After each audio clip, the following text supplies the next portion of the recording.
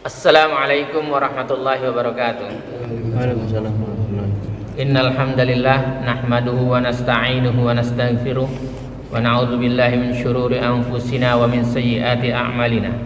May yahdihillahu fala mudilla lahu wa may yudlil fala hadiyalah. Asyhadu an la ilaha illallah wahdahu la syarikalah wa asyhadu anna Muhammadan abduhu wa rasuluh. Allahumma shalli wa sallim ala Muhammadin wa ala alihi wa sahbihi ajma'in, amma ba'd. Ya ayyuhalladzina amanu taqullaha haqqa tuqatih wa la tamutunna illa wa antum muslimun. Ya ayyuhan nasu taqu rabbakumul ladzi khalaqakum min nafsin wahidah wa khalaqa minha zawjaha wa batha minhuma rijalan katsiran wa nisaa'a wattaqullaha alladzi tasaaluna bihi wal arham innallaha kana 'alaikum raqiba. Ya ayyuhalladzina amanu taqullaha wa qulu qawlan sadida yuslih lakum a'malakum wa yaghfir lakum dzunubakum wa may yuti'illaha wa rasulahu faqad faza fawzan 'azima. Alhamdulillahirabbil alamin. Pagi ini hari Kamis ya. Allah masih beri kesempatan kepada kita untuk dapat menunaikan salat subuh secara berjamaah. Kemudian kita lanjutkan dengan tadabbur Al-Qur'an ya, dan mengkaji hadis-hadis Rasulullah sallallahu alaihi wasallam yang hanya kepadanya lah kita berharap ridhonya agar kita dan keluarga kita dijadikan oleh Allah Subhanahu wa taala ahlul Quran dan ahlul jannah. Salawat serta salam semoga tercurah kepada Rasulullah sallallahu alaihi wasallam, Muhammad bin Abdullah beserta keluarganya, para sahabatnya serta pengikutnya yang senantiasa menegakkan sunnah-sunnah Rasulullah sallallahu alaihi wasallam hingga akhir kiamat kelak. Mari sama-sama kita buka dengan bacaan basmalah. Bismillahirrahmanirrahim. Di surat 9 ya, surat At-Taubah ayat 111 ya.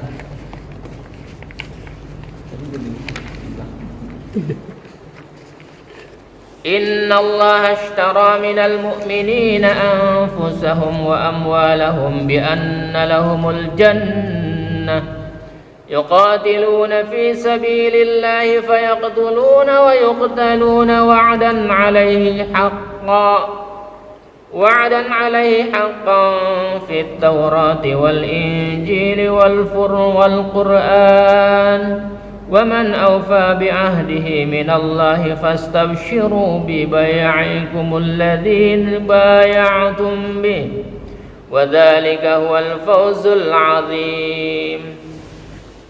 Sesungguhnya Allah membeli dari orang-orang mukmin.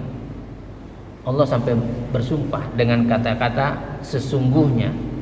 Berarti Allah sungguh-sungguh nih membeli orang-orang mukmin, baik diri maupun harta mereka, jiwanya dan hartanya, dengan memberikan surga untuk mereka.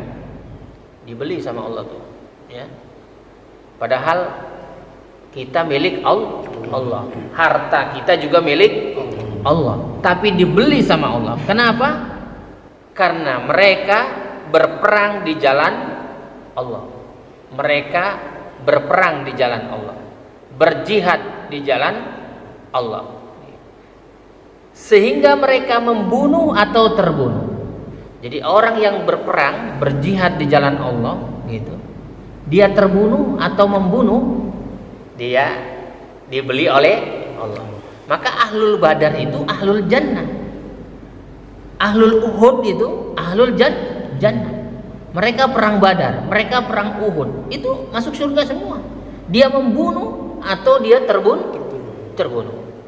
Jadi para sahabat masuk surga semua.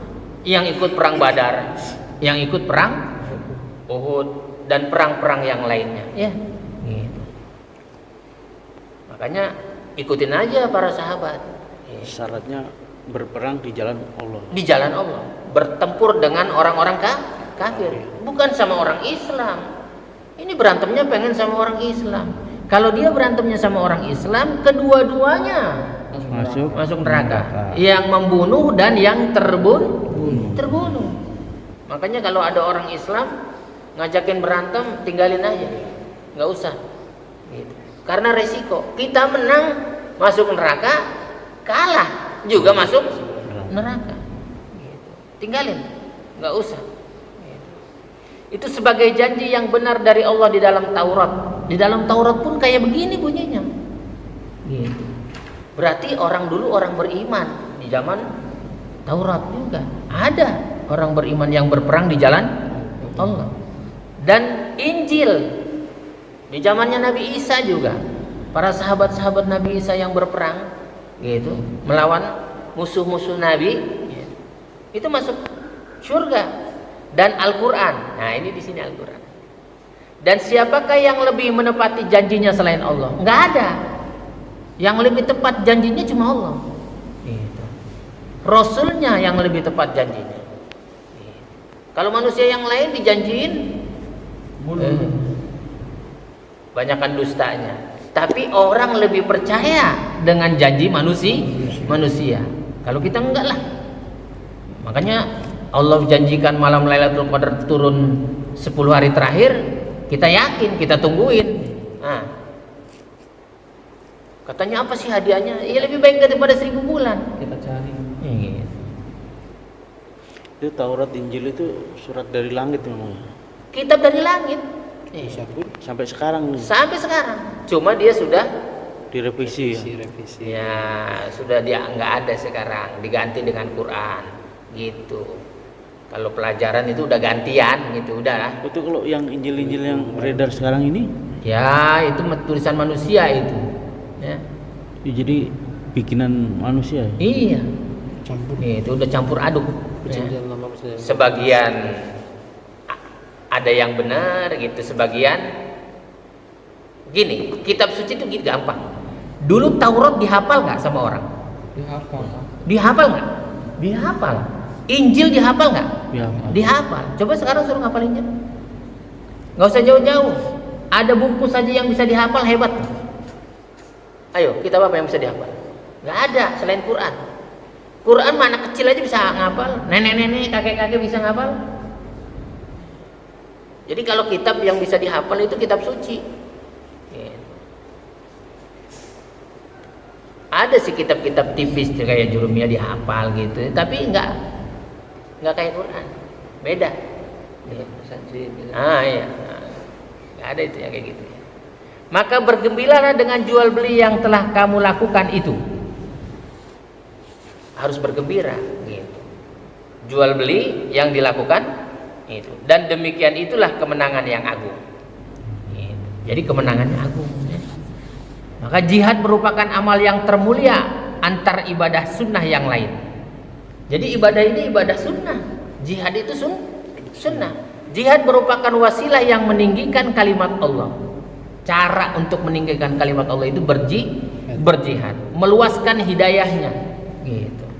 Jadi nanti kalau kita punya rezeki yang berlimpah gitu, turun ke jalan-jalan, orang-orang di jalanan itu dia butuh pencerahan, ya kan? Kalau kira-kira itu orang-orang yang pengamen di jalanan, kemudian pengemis, kemudian ada yang banyak tatonya itu apa namanya itu? Iya, anak pang. Kita datengin, kita rangkul, baru kita ajak dulu ke swalayan atau supermarket, ajak dulu beli pakaian dulu, baru mau nggak diajak ngaji? Mau, insya Allah dikasih makan, kan mereka butuh. Gitu.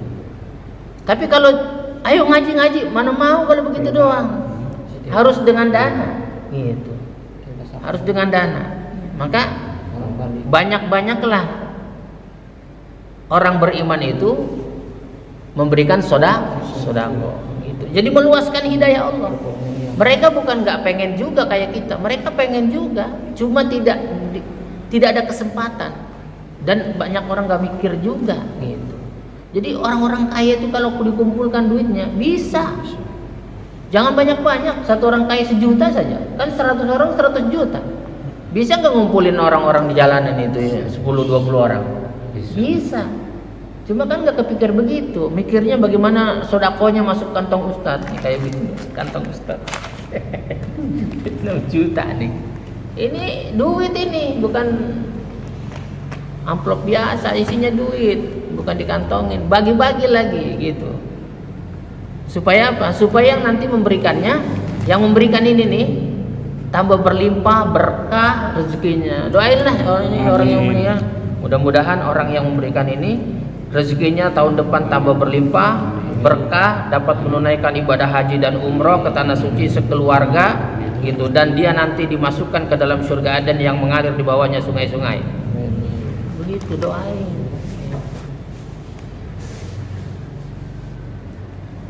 Jihad terkomposisi dari berbagai jenis ibadah, baik ibadah lahiriah maupun ibadah batiniah.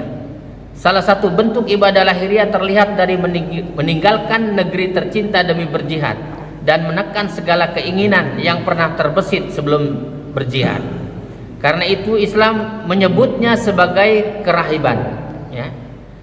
Diriwayatkan di dalam suatu hadis bahwa Rasulullah SAW bersabda, "Rahbaniyatu ummatil jihadu fi sabilillah." Kerahiban umatku adalah jihad di jalan Allah. Di samping itu salah satu ibadah lahiriah dalam jihad adalah pengorbanan jiwa dan harta, serta menjual kedua hal itu kepada Allah Subhanahu wa taala. Jihad merupakan buah dari cinta, kekuatan akan keyakinan dan tawakal. Itu jihad buahnya itu, ya. Jadi kalau ada orang berjihad, sesungguhnya dia mencintai Allah. Dia kekuatan, akalnya juga punya kekuatan, ya. Jiwanya punya kekuatan akan keyakinan. Jadi dia punya keyakinan bahwa Allah membeli orang-orang yang berjihad di jalan Allah gitu. Jadi manusia terbaik adalah pejuang, bukan pecundang. Kita ini pejuang sekarang, berjihad dengan Al-Qur'an gitu. Fala, bukan main-main belajar Quran itu. Kan ayatnya di surat 25. Ayat 52. Bukan surat Muhammad, surat 52. Enggak. Surat 25. Surat gitu. Masa lupa baru 25 aja. Fala tud'il kafirina wajahidhum bihi jihadan kabira. Dan janganlah kamu taati, janganlah kamu ikuti orang-orang kafir, berjihadlah dengan mereka dengan jihad yang besar, yaitu Al-Qur'an, dengan Al-Qur'an. Jadi manusia terbaik adalah pejuang, bukan pecundang. Maka diriwayatkan oleh Ibnu Abbas radhiyallahu an bahwa Rasulullah sallallahu alaihi wasallam bersabda, "Apakah kalian mau kuberitahu tentang manusia yang paling baik? Ia adalah manusia yang memegang erat kekang kudanya berjihad di jalan Allah. Apakah kalian juga ingin kuberitahukan orang kedua yang terbaik setelah orang itu? Ia adalah orang yang menyerahkan sebagian daging kambing demi melaksanakan hak Allah terhadap hartanya." Jadi memberikan harta itu orang yang terbaik yang kedua. Yang pertama dia pegang tali kekangnya, gitu. Tali kekang kudanya untuk berjihad di jalan Allah. Itu yang kedua hartanya. Yang pertama jiwanya, yang kedua hartanya. Kemudian apakah kalian juga ingin kuberitahukan manusia yang paling buruk? Ia adalah manusia yang diminta sedekah atas nama Allah tapi enggan memberi. Jadi kalau diminta sedekahnya untuk jalan Allah, kasih. Itu kalau nggak kasih buruk. Tapi jangan mintanya juga maksa. Orang susah diminta. Lihat-lihat orang gitu loh. Ya. Kalau lagi dapat THR kayak Kimin, minta sekali. Gitu. Ya. Nabi SAW pernah ditanya, ya, siapa saja di antara manusia yang paling mulia? Nabi SAW menjawab, rajulun yujahidu fi sabilillahi binafsihi wa malihi. Seseorang mukmin yang berjihad di jalan Allah dengan mengerahkan raga dan hartanya. Ini orang yang paling mulia nih, ya. Sahabat itu bertanya lagi, lalu siapa lagi? Rasulullah SAW menjawab, mukminun fi syi'bin minasy-sy'abi ya'budu rabbahu wa yada'un nasa min syarri. Seseorang mukmin yang berada di daerah perbukitan atau celah antar bukit dalam kesendirian. Ini orang yang baik itu. Kemudian bertakwa kepada Allah, bukan dia di perbukitan bertapa, sholat enggak, mandi enggak, kucel aja. Bukan begitu yang dimaksud, ya kan? Gitu. Dia menghafal Quran, dia menyampaikan Quran dalam kesendirian itu. Jihadnya sendirian gitu. Dengan hartanya dia, namanya dia orang punya. Ada nggak orang yang kaya dia berjihad sendirian? Ada, dengan hartanya dia berjihad. Gitu. Ini orang paling baik. Gitu. Jadi bertakwa kepada Allah dan meninggalkan manusia karena takut atas keburukan sikapnya. Karena sikapnya takut buruk gitu, dia udah tinggalkan. Dia berjihad dengan hartanya sendiri gitu ya. Ini yang disebut orang-orang yang baik gitu. Kemudian pejuang mendapat jaminan surga ya. Jadi dikisahkan bahwa ada seorang yang cenderung ingin memisahkan diri. Kemudian sahabat menanyakan hal ini kepada Rasulullah sallallahu alaihi wasallam dan Rasulullah sallallahu alaihi wasallam menjawab, "La taf'al fa inna maqama ahadikum fi sabilillahi afdalu min salatihi fi baitihi 70 aman. Ala tuhibbuna ay yaghfirallahu lakum wa yudkhalakumul jannah. Aghzu fi sabilillah.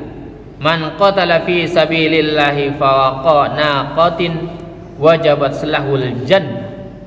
Janganlah kamu melakukannya.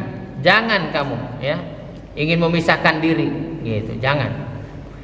Sungguh kedudukan kalian yang berjuang di jalan Allah adalah lebih utama daripada seseorang yang sholat di dalam kediamannya selama 70 tahun. Dia sholat di rumah selama 70 tahun. Itu enggak lebih baik dibandingkan orang yang berjuang di jalan Allah. Tidakkah kalian menyukai ampunan yang akan Allah berikan kepada kalian, lalu dia memasukkan kalian ke surga? Mau enggak? Kata Nabi. Kalau mau, berjuanglah di jalan Allah, karena barang siapa yang berperang di jalan Allah, meski hanya selama jarak 2 kali memeras unta, yakni hanya sekejap, niscaya ia akan dimasukkan ke dalam surga. Ya, jidatnya kena peluru atau kupingnya sang gitu, kena peluru gitu, nah itu lebih baik gitu ya. Jadi derajat kemuliaannya pejuang itu terus bertambah. Biasanya kalau dari kakek-kakeknya dulu pejuang tuh waktu zaman Belanda, sampai tetesan darahnya itu biasanya pejuang ya. Tapi kalau dulunya kakeknya pengkhianat, mungkin sekarang jadi pecundang. Ada juga tuh mungkin tuh yang kayak begitu-gitu ya kan. Jangan-jangan kakek-kakekmu dulu pejuang ya? Pejuang enggak? Makanya dicari tahu. Ini enggak nasabnya bapaknya bapak, kakek gitu. Hilang. Kakeknya bapak udah enggak tahu. Ya, cari tahu ya. Pulang kampung tanya, "Pak, kakek saya siapa?" gitu. Nah, Soleh gitu. Kakeknya lagi, bapaknya siapa? Bapaknya Soleh. Sama. Salo. Jangan salah. Gitu ya. Salo. Saya masih ingat lagi. Masih ingat ya? Iya, kakek saya masih bin Nangri, buyut saya. Oh, itu buyut udah hafal tuh. Itu keren itu, ya kan? Kakeknya Soleh, kakek Samad. Buyut apa? Saya cicit. Kakek Samad, kakek Samun. Derajat kemuliaan pejuang terus bertambah. Abu Sa'id Al-Khudri radhiyallahu an meriwayatkan bahwa Nabi sallallahu alaihi wasallam berkata kepadanya, "Ya Abu Sa'id, man radiya billahi rabban wa bil islami dinan wa bi Muhammadin nabiyyan wajabat selahul jannah." Wahai Abu Sa'id, barang siapa yang ridha kepada Allah sebagai Tuhannya, kepada Islam sebagai agamanya, dan Muhammad sebagai nabinya, niscaya ia akan masuk surga. Abu Sa'id terkejut atas apa yang didengarnya. Lalu ia berkata, "Ulangi perkataan engkau wahai Rasul." Rasul pun melakukannya. Lalu beliau sallallahu alaihi wasallam menambahkan, "Ada amal lain yang dapat mengangkat seorang hamba 100 derajat surga." Diangkat 100 derajat surga. Jarak antara kedua derajat itu adalah seperti jarak antara langit dan bumi. Antara keduanya langit dan bumi. Tapi derajatnya berapa? 100. Abu Sa'id bertanya, "Apakah amal itu wahai Rasulullah?" Rasulullah sallallahu alaihi wasallam menjawab, "Al-jihadu fi sabilillah, al-jihadu fi sabilillah." Jihad di jalan Allah. Jihad di jalan Allah ya. Jadi di dalam hadis yang lain disebutkan bahwa Rasulullah sallallahu alaihi wasallam bersabda, "Surga memiliki 100 derajat yang telah Allah persiapkan bagi para pejuang di jalan Allah. Jarak di antara 2 derajat itu adalah sejauh jarak antara bumi dan langit. Jika kalian meminta kepada Allah, mintalah kepadanya surga Firdaus. Ini adalah surga dengan derajat tertinggi yang berada di tengah-tengah surga lain. Di atasnya ada arsy, zat yang maha pengasih. Darinya sungai-sungai surga bersumber. Dari surga Firdaus itu, sungai-sungai itu bersumbernya dari surga Firdaus. Dan surga Aden juga termasuknya bersumber dari surga Firdaus. Makanya kita juga minta, tapi kita kadang mawas diri ya. Dan surga Aden aja sudah, alhamdulillah. Mudah-mudahan kita termasuk orang-orang yang dimasukkan oleh Allah ke dalam surga Aden yang mengalir di bawahnya sungai-sungai. Subhanakallahumma rabbana wa bihamdika asyhadu an la ilaha illa anta astaghfiruka wa atubu ilaik.